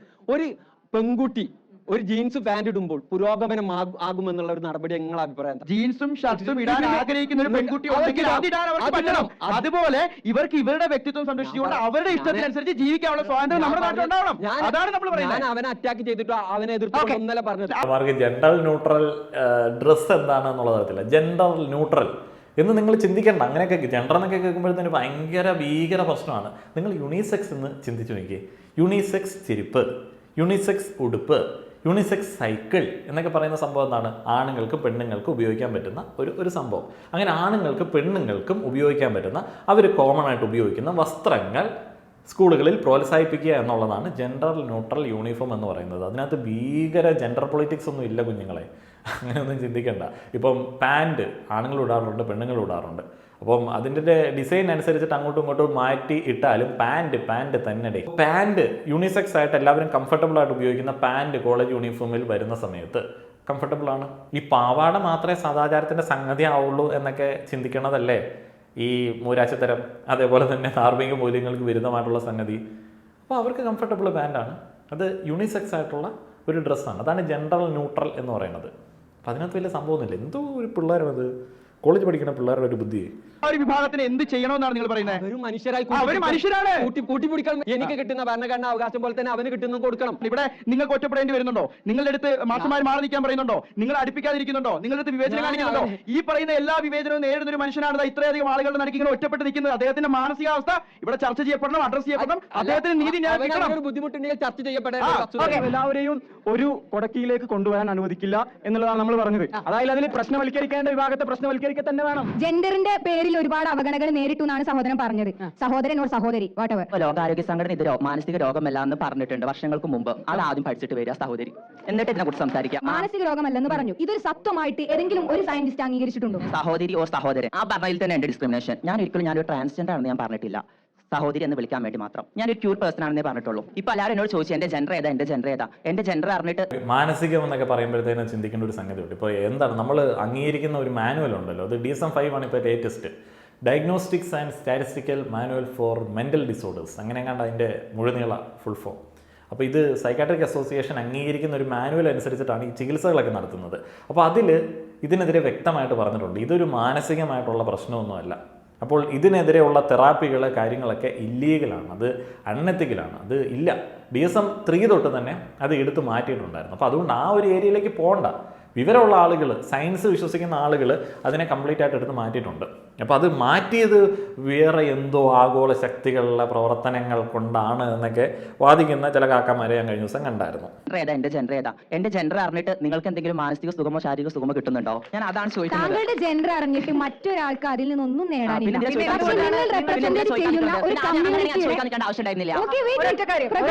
വേണ്ടിയിട്ടല്ല പറയുന്നത്. താങ്കൾ റെപ്രസെന്റ് ചെയ്യുന്ന ഒരു കമ്മ്യൂണിറ്റിയുടെ അവരുടെ ആശയങ്ങൾ മനസ്സിലാക്കാൻ വേണ്ടിയിട്ടാണ് ചോദിക്കുന്നത്. എന്തിന്റെ അടിസ്ഥാനത്തിലാണ് ജെൻഡർ തീരുമാനിക്കുന്നത്? ഒരു LGBTQ കമ്മ്യൂണിറ്റിയിൽ നിൽക്കുന്ന ഒരാളോട് എന്തിന്റെ അടിസ്ഥാനത്തിലാണ് നിന്റെ ജെൻഡർ തീരുമാനിക്കുന്നത് എന്നൊക്കെ ആരെങ്കിലും ചോദിച്ചു കഴിഞ്ഞാൽ അതിന്റെ മറുപടി കൊടുക്കേണ്ട ആവശ്യമില്ല. ലോകത്ത് എനിക്കും ഈ പറയുന്ന കൊച്ചിനും ബാക്കിയുള്ള എല്ലാ ആളുകൾക്കും ആക്സസിബിൾ ആയിട്ടുള്ള ഒരു വലിയ നോളജിന്റെ തുറന്നിട്ട വാതിലുകളുണ്ട്. അവിടെ ഉണ്ട് ജെൻഡർ എന്താണ് എന്നുള്ളതിനെ കുറിച്ചിട്ട്. ഞാൻ ഇനി ആർക്കും അത് പറഞ്ഞു കൊടുക്കാനായിട്ട് ഉദ്ദേശിക്കുന്നില്ല. ജെൻഡർ എന്താണ്, സെക്സ് എന്താണ് എന്നുള്ളതിനെ കുറിച്ചിട്ട് വ്യക്തമായിട്ട് മനസ്സിലാക്കാൻ ബോധമുള്ള ആളുകൾ ശ്രമിക്കുക. ഇതിപ്പം പക്ക ഡിസ്ക്രിമിനേഷനാണ്. എന്ന് വെച്ച് കഴിഞ്ഞാൽ ഞാൻ ഇവിടുത്തെ ഒരു വലിയ പച്ചയാണ്, അപ്പോൾ ഞങ്ങളുടെ രാഷ്ട്രീയ നിലപാട് ഇതാണ്, അതുകൊണ്ട് നീ കൂടുതൽ ഡയലോഗൊന്നും അടിക്കല്ലേ എടി അല്ലെങ്കിൽ എടാ എന്നൊക്കെയാണ് വിളിക്കേണ്ടത്. നിന്റെ ജെൻഡർ എനിക്ക് അറിയത്തില്ലാത്തതുകൊണ്ട് ഞാൻ അങ്ങനെയൊക്കെ വിളിക്കും എന്നൊക്കെ ഉള്ള ആ ഒരു പക്ക ഡിസ്ക്രിമിനേഷനാണ് അവിടെ കാണുന്നത്. എൻ്റെ പൊന്നു മകളെ, ഇത് വലിയ സംഭവമൊന്നുമല്ല. ഈ പറയുന്ന ഒരു ഐഡിയോളജിയും വെച്ച്, ഈ പറയുന്ന അപ്രോച്ചും വെച്ചിട്ട് ഇതേ ചിന്താഗതിയോടെ ലോകത്ത് ഉയർന്നത് എന്ന് വിചാരിക്കുന്ന, ലോകം അംഗീകരിക്കുന്ന ഒരു സ്ഥലത്തും തനിക്ക് എത്താൻ വേണ്ടി പറ്റില്ല. 100% ഷുവറാണ്. തനിക്ക് അങ്ങനെ എത്തണമെന്നുണ്ടെങ്കിൽ താൻ ചോദ്യങ്ങൾ ചോദിക്കുന്ന അയാളോട് ഒരു 3 ദിവസം ഇരുന്നാൽ മതി, 3 ദിവസം ഇരുന്നാൽ മതി. ചെറിയ പ്രായത്തിൽ തന്നെ എനിക്കറിയാം എൻ്റെ ചെറുങ്ങനെ പ്രശ്നങ്ങൾ ഉണ്ട് എന്ന്. ക്യൂർ തിയറിനെ കുറിച്ച് ഞാൻ കൂടുതൽ മനസ്സിലാക്കിയിട്ടോ കൂടുതൽ സിനിമകൾ കണ്ടിട്ടോ സീരീസ് കണ്ടിട്ടോ ഞാൻ മാറ്റിയെടുത്തൊരു സംഭവം അല്ല എന്ന് ആദ്യം നിങ്ങൾ മനസ്സിലാക്കുക കേട്ടോ. പിന്നെ എന്തുകൊണ്ട് ഒരു 10-20 വയസ്സ് കഴിഞ്ഞപ്പോൾ ഇങ്ങനെ ആയി എന്നുള്ളതിനെ കുറിച്ചുള്ള ചോദ്യം എന്താണെന്ന് വെച്ചാൽ കൃത്യമായിട്ടുള്ള സെക്സ് എഡ്യൂക്കേഷൻ കിട്ടാത്തതിന്റെ കുറവാണ്. 4ാം ക്ലാസ് 5ാം ക്ലാസ് മുതൽ എനിക്ക് എന്തെങ്കിലും ഒരു മാറ്റങ്ങൾ ഉണ്ടാവും എന്ന് പറയുമ്പോൾ ഇത് ഇങ്ങനത്തെ ഒരു സംഭവമാണ് അങ്ങനത്തെ ഒരു സംഭവമാണെന്ന് പറഞ്ഞു തരാൻ എനിക്ക് ചുറ്റുമായിട്ട് എൻ്റെ ആരും ഉണ്ടായിരുന്നില്ല. 10ാം ക്ലാസ് ഒക്കെ ആകുമ്പോൾ സോഷ്യൽ മീഡിയയിൽ ആക്റ്റീവ് ആകുമ്പോൾ ഞാൻ ഇതിനെക്കുറിച്ച് കൂടുതൽ അറിയുന്നതും മനസ്സിലാക്കുന്നതും. സുഹൃത്ത് ഇവിടെ വ്യക്തമായിട്ട് പറഞ്ഞു സോഷ്യൽ മീഡിയയിലൂടെ അറിഞ്ഞു എന്നുള്ളത്. ഇത്തരക്കാരെ വല വീശി പിടിക്കാൻ വേണ്ടിയിട്ട് ഒരു സംഘം തന്നെ ഉണ്ട് എന്നുള്ളത് ആദ്യം മനസ്സിലാക്കുക. സോഷ്യൽ മീഡിയയിലൂടെ അറിഞ്ഞു എന്ന് പറഞ്ഞത് സ്വന്തം തിരിച്ചറിഞ്ഞു എന്നുള്ളതല്ല. ഇങ്ങനത്തെ ഒരു സംഭവം എനിക്ക് പറയാനുള്ള വോയിസ് ഇവിടെ ഉണ്ട് എന്നുള്ള കാര്യം തിരിച്ചറിഞ്ഞുള്ളതാണ് മനസ്സിലാക്കേണ്ടത്. എനിക്ക് വേറെയും ആൾക്കാരുണ്ട് എന്നുള്ള നിങ്ങൾ എന്ത് പേരിട്ട് വിളിച്ചാലും ആത്യന്തികമായിട്ട് മനുഷ്യരാണ്, മനുഷ്യ മനസ്സാണ്, മനുഷ്യ വികാരമാണ് അവരുടെ ജീവിതം. പ്രതീക്ഷയുള്ള കുട്ടികൾ അവരുടെ ആറ്റിറ്റ്യൂഡും അവരുടെ ആർജവവും ബാക്കിയുള്ള താഴെ നിൽക്കുന്ന ഒരൊറ്റ എണ്ണത്തിനില്ല. അതാണ് ആർജവം എന്ന് പറഞ്ഞാൽ നമുക്ക് അറിവുണ്ടെങ്കിലുള്ള, ഉത്തരങ്ങൾ കൊടുക്കാനായിട്ടുള്ള അറിവുണ്ടെന്നുണ്ടെങ്കിലുള്ള ആർജവം. സ്ത്രീയാണ് എന്റെ ഐഡന്റിറ്റി ഇതാണെന്ന് പറയുന്നത് ഇത്രയും കാലത്തെ ഒരു ജീവിതത്തിനിടയ്ക്ക് ഉത്തരം വന്നിട്ടില്ല.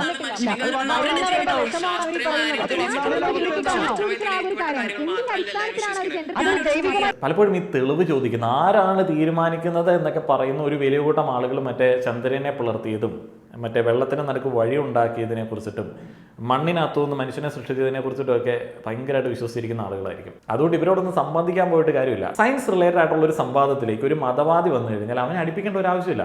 സയൻസ് വിശ്വസിക്കുന്ന ആരെങ്കിലുമൊക്കെ മതവാദിയായിട്ട് മാറുമോ? അതാണ് അതിനകത്ത് ഏറ്റവും വലിയ വിരോധാഭാസം. കഴിഞ്ഞ ദിവസം LGBTQ സംവാദം എന്ന് പറഞ്ഞ ഒരു സംവാദത്തിനകത്ത് ഒരു മതവാദി പോയി. അപ്പം മതവാദിയാണെന്ന് കണ്ടപ്പോഴത്തേന് ആരോ പിന്മാറി. അപ്പം മതവാദി പറയുകയാണ് ഞങ്ങളെ കണ്ട് പേടിച്ചിട്ട് പിന്മാറി. അങ്ങനെയല്ല. സയൻസ് പോലുള്ള ഒരു സാധനം വിശ്വസിക്കുന്ന ഒരു വ്യക്തി പ്രാചീന കാലത്ത് എഴുതിയ ഏതെങ്കിലും ഒരു കഥ വിശ്വസിച്ച് അതിനകത്തെ ഒരാളെ എല്ലാമാക്കി അയാൾ എഴുതി വെച്ചിരിക്കുന്ന ഒരു ലോയ്ക്ക് അനുസരിച്ചിട്ട് ജീവിക്കാനായിട്ട് പറയുമോ? അപ്പൊ അങ്ങനെയുള്ള ഒരാളോട് നമ്മൾക്ക് സംബന്ധിക്കാനായിട്ട് പറ്റുമോ? അങ്ങനെ ഒരു സ്പേസ് അവിടെ ഉണ്ടോ? പല ആളുകളും തെറ്റിദ്ധരിപ്പിച്ചിട്ടുള്ള ഒരു ഏരിയ ആണ് അവരുമായിട്ടുള്ള സംവാദം എന്ന് പറയുന്നത്. എന്തോ പോസിബിൾ ആയിട്ടുള്ള കാര്യമാണെന്ന്. പോസിബിൾ അല്ല, അതിന്റെ ആവശ്യമില്ല. മണ്ണെണ്ണയും പാലും മിക്സ് ചെയ്തിട്ട് കുടിക്കാൻ ശ്രമിക്കുന്നത് പോലെ ഇരിക്കും ഈ ഒരു സംവാദത്തിൽ നിന്ന് കാര്യങ്ങൾ പഠിക്കാനായിട്ട് ശ്രമിച്ചു കഴിഞ്ഞാൽ. ഇത് ചേരില്ല. മതവും സയൻസും കൂടെ തമ്മിൽ ചേരില്ല. ഇപ്പം സയൻസ് പറഞ്ഞ് മതം വിൽക്കുന്നുണ്ട്. ലോകത്തുള്ള മറ്റേ ഗോൾഡ്മാൻമാരൊക്കെ ഉണ്ടല്ലോ. ഇപ്പോൾ സദ്ഗുരു സയൻസ് പറയാറുണ്ട്, സ്പിരിച്വാലിറ്റി സയൻസ് കാര്യങ്ങളൊക്കെ മിക്സ് ചെയ്തിട്ട് പറയാറുണ്ട്. അപ്പോൾ ഇത് ഇങ്ങനെ മതത്തിന് പിടിച്ചു നിൽക്കാൻ വേണ്ടി ഇപ്പോഴത്തെ കാലത്ത് ഒന്ന് പൊതിയാനെടുക്കുന്ന പേപ്പർ മാത്രമാണ് ഈ പറയുന്ന സയൻസ് എന്ന് പറയുന്നത്. അല്ലാതെ അകത്തൊന്നുമില്ല. അകത്ത് പഴയ ഉണ്ടമ്പൊരു തന്നെ, പ്രത്യേകിച്ച് കഥയൊന്നുമില്ല. ഒരു മൈനോറിറ്റി ഇരവാദ ഭീകരത പറഞ്ഞ് മറ്റൊരു മൈനോറിറ്റിയുടെ മേൽ ഭീകരത അടിച്ചേൽപ്പിക്കുന്ന ആ ഒരു വ്യത്യസ്തമായിട്ടുള്ള സമീപനമാണ് LGBTQ നിലപാടുകളിൽ നമുക്കിവിടെ പലപ്പോഴും കാണാനായിട്ട് സാധിക്കുന്നത്. ഇതിലിപ്പം ആരുടെ വാദമാണ് നമ്മൾ അംഗീകരിക്കേണ്ടത്? ആരുടെ വാദമാണ് നമ്മൾ അംഗീകരിക്കേണ്ടത്?